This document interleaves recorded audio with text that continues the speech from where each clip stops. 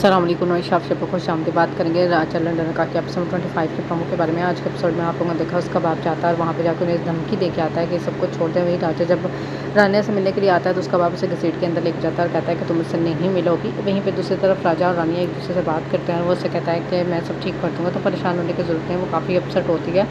सिर्फ उसकी बहन भी यानी सारा भी काफ़ी परेशान होती है। समझ में आ रहा है अचानक उसकी तबीयत ख़राब हो जाती है। जब डॉक्टर को बुलाया जाता है तो वो बताती है कि ये प्रेग्नेंट है यानी माँ बनने वाली है। इस बात से वो बड़ा खुश होता है और वहाँ पे उसका शौहर भी उससे समझाया जाता है और उनकी बात को मान भी लेता है। वहीं पे वो उसका बाप कहता है कि वो कहीं नहीं जाएगी, इसका तुम्हें ध्यान रखना है और ये बात बिल्कुल भी नहीं जानी चाहिए।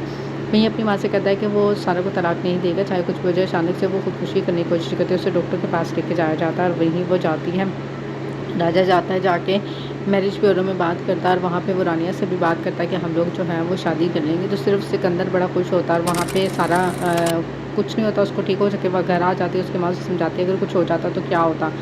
आने वाले एपिसोड में हम देखेंगे किस तरह उसका भाई उसे नहीं जाने देता। जब वो कहती है कि वो आदिल को बताएगी तो वो कहता है कि तुम बताओ, फिर मैं भी बताऊँगा कि तुम क्या हरकतें करती फिर रही हो।